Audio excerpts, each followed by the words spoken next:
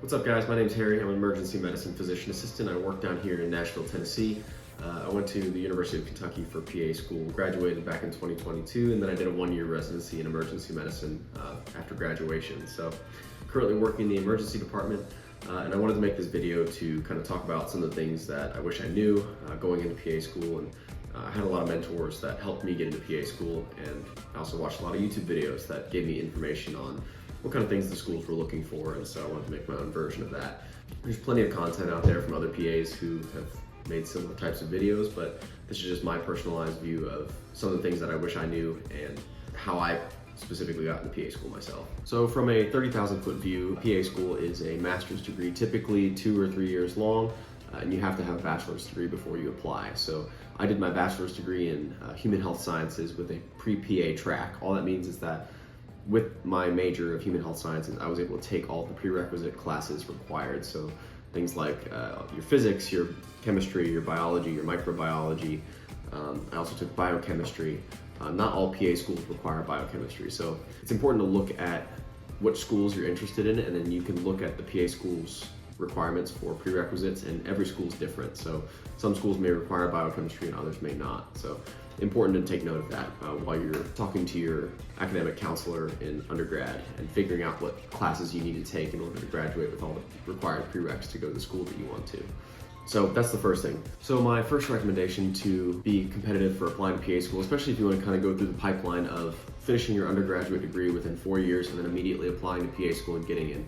So the way that I did it was that I went straight through undergrad, 4 years of undergrad, and then I started PA school immediately afterwards. I literally had a 2-week break in between graduating undergrad and starting PA school.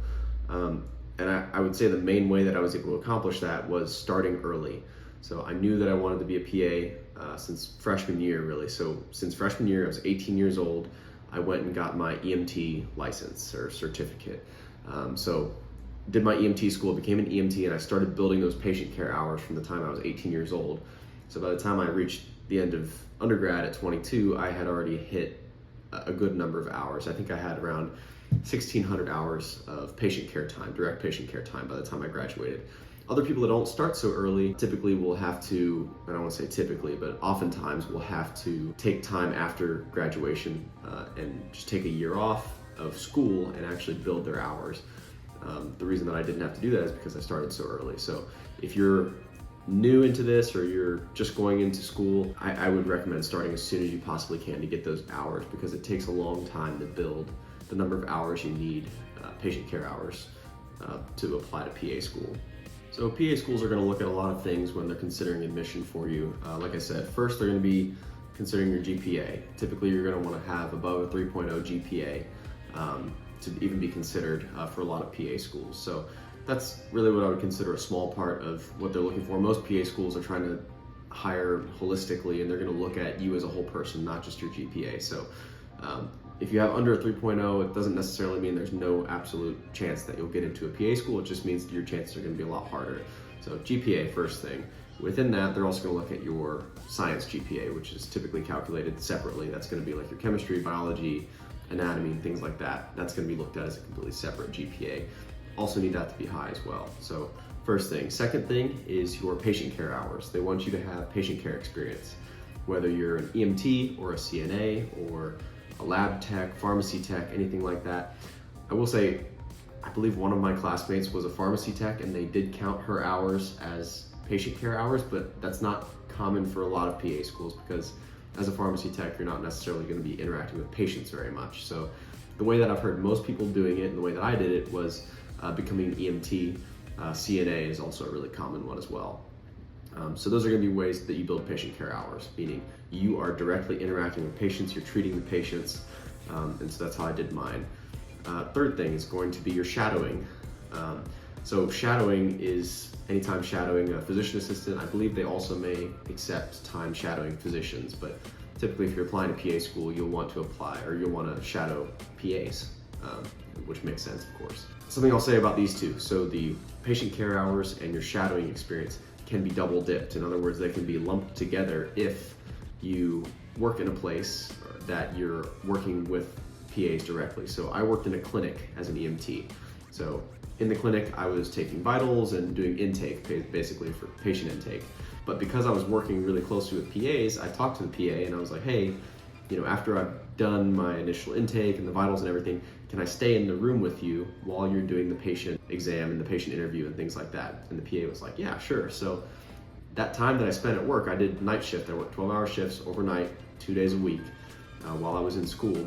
And I would sit in the room with the PA and see how they interacted with the patients. So when I applied through CASPA, I was able to count that time that I spent working as both shadowing and patient care at the same time. So highly recommend doing something like that. It would be more difficult to do if you're working on like an ambulance service or something like that, where you're not directly shadowing at the same time that you're working. But that would just be my recommendation. Make the most use out of your time. And the fourth thing you're gonna be looking for, volunteering. Volunteering is going to be the last thing they're going to be looking for. This is probably the lowest hour requirement in terms of time invested in all these things. I want to say I had like 70 or 80 hours of volunteer time clocked when I applied through CASPA. So, the thing that I would say about those 4 major requirements is if you're lacking in one area, so say your GPA is not that good, you'll have to make up in the other areas. So make sure that you have really strong patient care experience or really strong volunteering or a ton of shadowing time. I'd say the GPA was probably the most common place that needed to be made up for. And a lot of my fellow classmates in PA school had GPAs of 3.3 or below. But when I asked them, how they were able to make themselves competitive, they had thousands of hours of patient care experience, or they worked in multiple different places as a CNA, or they also spent time as an EMT, or they worked in a lab. So varied experiences are also very important. They want to see that you're a well-rounded person who's worked in a variety of places, worked with a variety of types of people, and they don't want you to just be this single-dimensional good student picture where you're spending all your time studying and you don't know how to interact with another human being. So all those things are really important. And then once you secure that interview, then at that point, it really is just a matter of being personable and showing that you're able to work on a team and be a team player and not be out in it for yourself, things like that. So just to take you through sort of a typical week in the life as a undergrad student while I was going and getting my bachelor's degree, I will say my route was a little bit abnormal. I was a music major, I played the cello, so I was a music major, but taking all the required prerequisites for PA school. At the time, I thought that it would be doable to be a music major and get all those prerequisites done, which it is, but I really underestimated how much time and effort it takes to be a music major. And so, unfortunately, the amount of time I was being asked to spend as a music major was taking away from the time to study for anatomy and chemistry and all the things that I was going to need for PA school. So ultimately, I ended up changing my major after 2.5 years in undergrad. So I'll start after that change, what my typical week in the life would look like. So Monday through Friday, of course, I'm going through classes in college. It's not always Monday, Tuesday, Wednesday, Thursday, Friday that you're taking classes. So sometimes I had days off, sometimes I had heavier days, lighter days, etc. So whenever I had lighter days, I would schedule volunteer time at the local hospital down the street. And so I volunteered as a basically patient assistant, I guess you could say. I'd be bringing water and blankets to patients on the floor who were admitted in the medical ward. So that was all I did. I brought blankets and waters and I interacted with patients, and that was a volunteer job.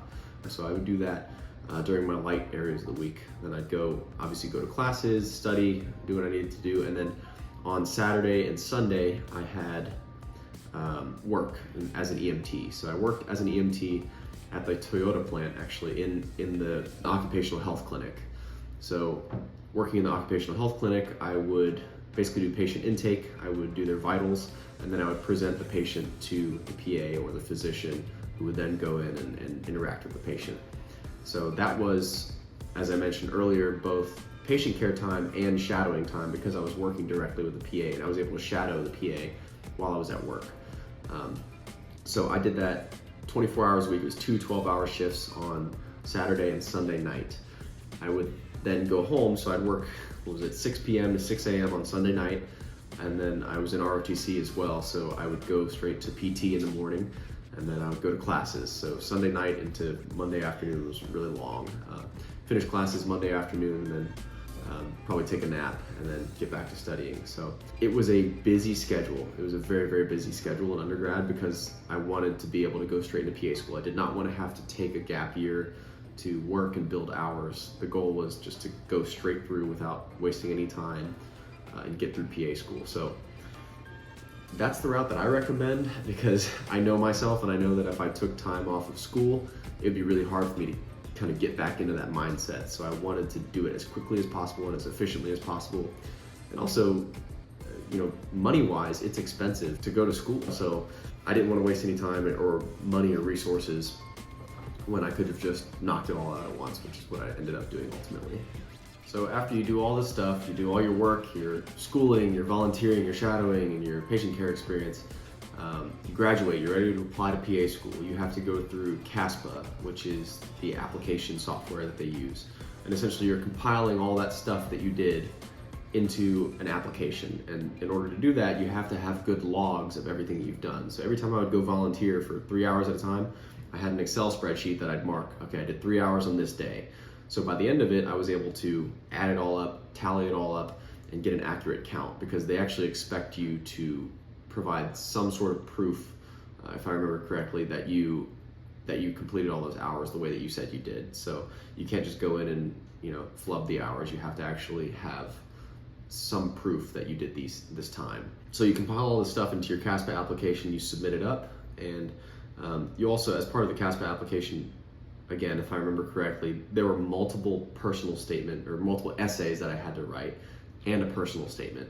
So the personal statement is you telling a story within a shortened or condensed amount of words of who you are, why you want to be a PA, and I believe it gave me a prompt of why did you choose the physician assistant profession, for example.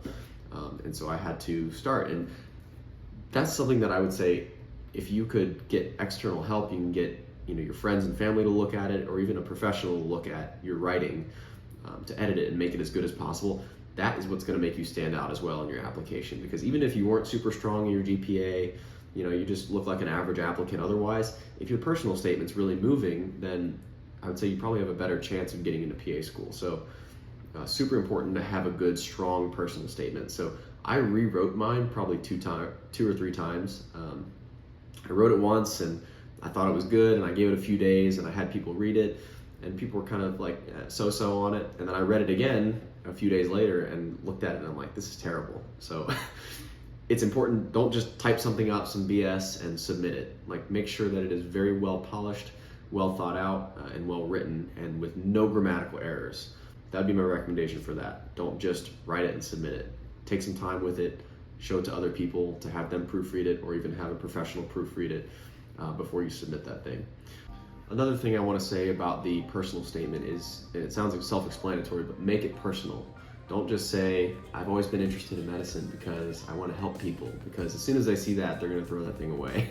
So truly make it personal. If you are an equestrian, if you're a horseback rider, like my wife, she's a physician now, her personal statement, she wrote about how working with horses translates into medicine. And so, it's unique, right? For me, I'm in the military, so I talked about some specific military experiences I had that helped shape who I am today and why I wanted to do medicine. Don't just keep it basic, because your personal statement is your chance to show that you're a person, as well as a good student and a volunteer and all this other stuff. They want to know that you're a good person. At the end of the day, healthcare is made up of people, and most people on admission boards are looking for people who have unique experiences, people who have skills outside of school and medicine. So, write about what you're passionate about and somehow try to find a way that can translate into medicine. So shadowing. Shadowing is something that, like I said earlier, I was able to do while I was working as an EMT at the clinic for Toyota at the occupational health clinic. But before that, I also had to do shadowing in other specialties in healthcare, which is another thing that I'd recommend that you do. I wouldn't stick to just one specialty. I would try to shadow as many different providers and as many different specialties as you could. So I shadowed somebody in general surgery, I shadowed a primary care provider, I shadowed occupational health, I shadowed in the ICU, and several other places. So that was something that I had a really hard time finding somebody to shadow. When I first arrived at school, I showed up in a new city where I'd never been before. I had no connections there, and now suddenly I'm expected to shadow. And without any sort of guidance, that's a really difficult thing to do. You're in a brand new city, you don't know anybody, you don't know the hospital or anything. So how do you go about finding somebody to shadow? The way that I did it is I talked to family and friends. I reached out on Facebook and I texted a lot of my family and said, does anybody know a doctor or any sort of healthcare provider that wouldn't mind me coming in to shadow them? That's where I started, and I got leads from that. So I had a couple people, somebody knows somebody who's a provider in some health field. So that's definitely where I would start doing that. Once you get your foot in the door, you'll start interacting with this provider, you'll shadow them, and they often know other providers in different fields. So the first person I shadowed was a primary care provider. She was a nurse practitioner. And I asked her, hey, do you know any other PAs or nurse practitioners that I could shadow in other specialties? And she's like, yes, here are 5 names and specialties of these people that you can follow. And, so I reached out to all these people. A couple of them, obviously didn't respond or couldn't take me, but a couple were able to take me. So I ended up shadowing neurology, and I actually met one of my good mentors from doing this. Once you get to that point, then you can branch out and have your foot in the door in multiple different specialties. People will know who you are, and it'll be much easier at that point to network and communicate with other healthcare providers in various fields. Another piece of advice that I would give is to find a mentor, somebody who has done a PA program either similar to the one that you're hoping to go to, or who has gone to the one that you are hoping to go to. So finding a mentor who can kind of help guide you through the process, somebody who's done it before. Watching YouTube videos is great and all, but having somebody in person that you can shoot a text to, hey, I need some help on this. What did you do for this? For me, being in the military, I found a military PA who did the exact same route that I was hoping to do. He was a graduate of the same school that I was going to, and he did ROTC, and he commissioned, and then he went through PA school as a medical service officer, and then rebranched as a PA, which all of that was exactly what I was hoping to do. So finding somebody with a similar path as you that you can reach out to is extremely helpful. So definitely try to find a mentor if you can. So that's my advice for anybody who's hoping to go to PA school. Not all the things that I said in the video reign true for every single person or every single school. Every person's different, every school's different, every admissions board is different. So what you need to do to get into PA school might be slightly different than all of this, but as a general rule, I think most of the things that I mentioned in the video pretty much reign true. Big things are just be a person, vary your experiences, don't just do one thing. Be a jack of all trades, volunteer in different places, work in different places, be interested in different things, and remember to be a human in addition to all the other stuff that you're doing. When it comes down to time to write your personal statement, write about what makes you unique and what makes you an individual, because that's what PA schools really want to see. So I have some ideas for other videos. I can talk about how the military interwove its way into all of this. I can talk about PA school interviews and stuff like that. So I think this could be good future videos. So anyways, thanks for watching, guys. Catch you in the next one.